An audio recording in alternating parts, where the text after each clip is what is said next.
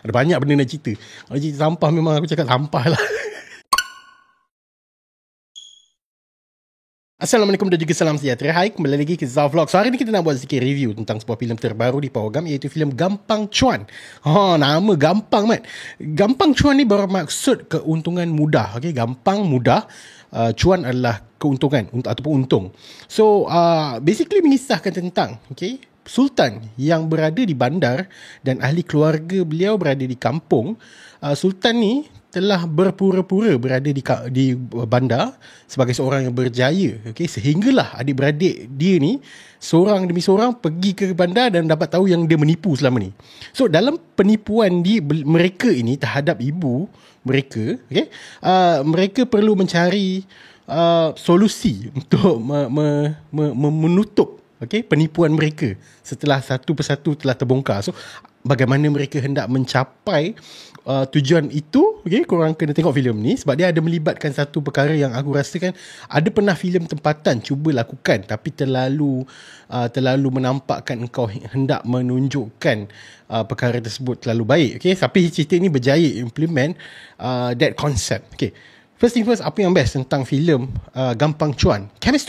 Chemistry di antara Vino dan juga Anya. Vino sebagai Sultan dan Anya sebagai Balkis, combination diorang ni sebagai adik-beradik memang sebiji macam adik-beradik yang sangat akrab. Like seriously, perhubungan di antara dua ekor ni memang sangat-sangat kelakar dan membuatkan kau teringat kembali dengan adik-beradik korang. Memang dia punya chemistry tu menjadi dengan quirkiness oleh abang sulung Sultan ni, Vino, dan juga Anya sebagai anak yang kedua memang sangat degil.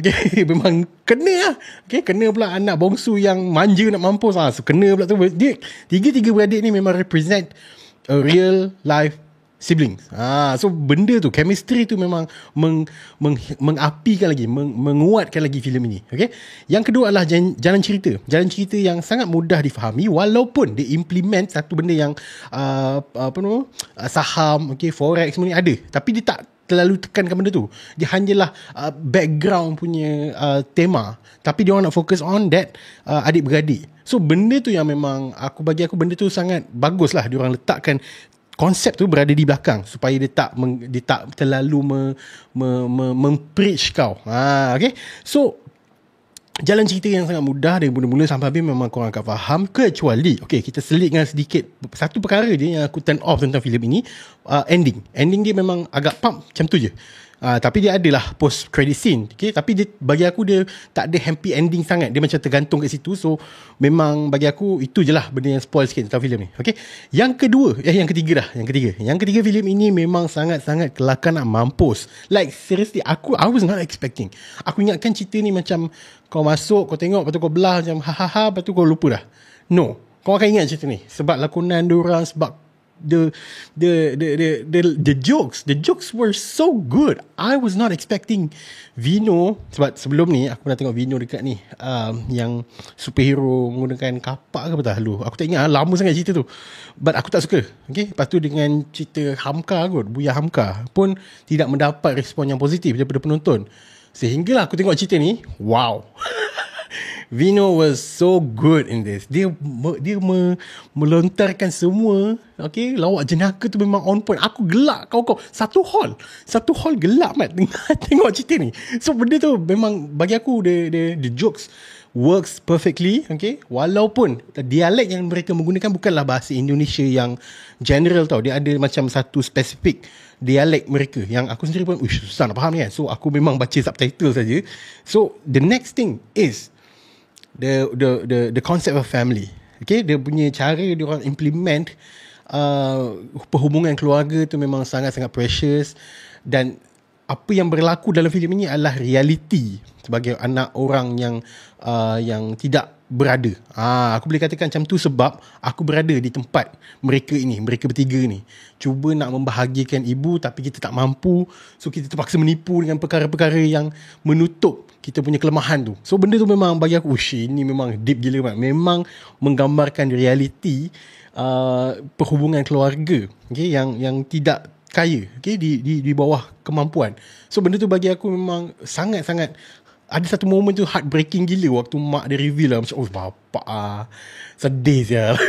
So itu pelik dia. Cerita ni sebenarnya cerita komedi, light comedy tau. Tapi pada penghujung tu kau akan rasa sedih gila sebab benda tu fucked up gila.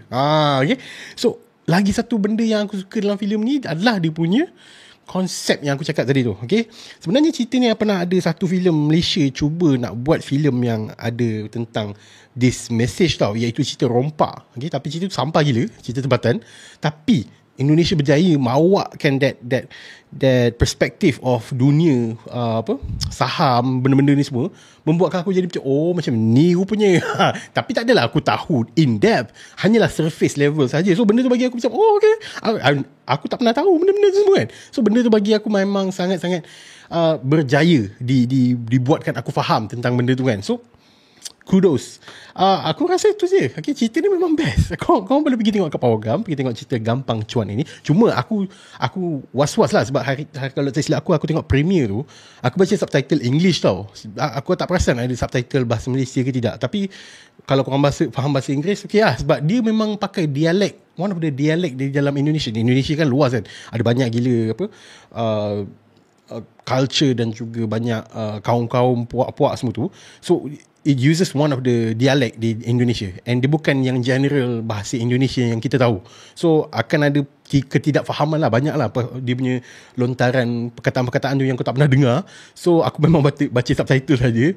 But yeah, that was just ni lah, fair warning lah kepada korang kalau korang tak tahulah sebab ada ke tidak subtitle bahasa Melayu, sebab aku tak perasan. But anyway, this film is one of the best films of 2023, and I was not expecting that. Ni sometimes itulah sebab kenapa aku pergi tengok semua filem tau.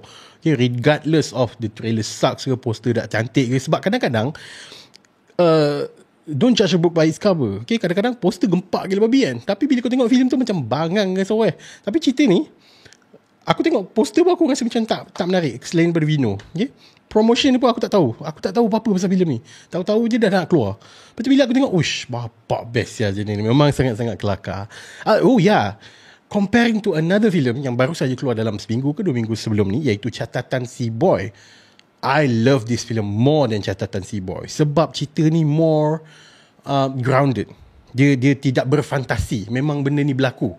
3 keluarga yang miskin, 3 ahli keluarga dan juga mak mereka ini yang memang yang miskin, dan benda ni reality. Dan aku rasa generally almost everyone pernah lalui perkara ni. Okay, cerita Catatan Si Boy tu more of a fantasy tau. Benda-benda yang orang kaya buat dan terlalu bermewah-mewahan.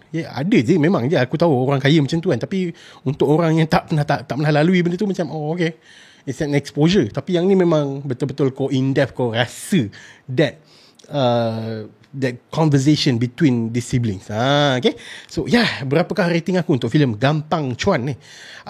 Walaupun nama filem ni gampang, tapi rating dia memang tak gampang man. Memang mencanak. Memang gampang lah. Kan keuntungan mudah. Mendapat rating yang mudah, iaitu 5/5 bintang untuk filem Gampang Cuan. Kalau korang dah tengok cerita ni, apa pandang guys? Boleh tengok kat Pawagam sekarang. Tinggalkan komen ke bawah. Jangan lupa like, share dan juga subscribe channel Pure Pixels. Dan jumpa lagi pada Zaflog yang akan datang. Thank you. Seronok baik bila kau review cerita yang best pula. Ada banyak benda nak cerita. Kalau cerita sampah memang aku cakap sampah lah. Thank you.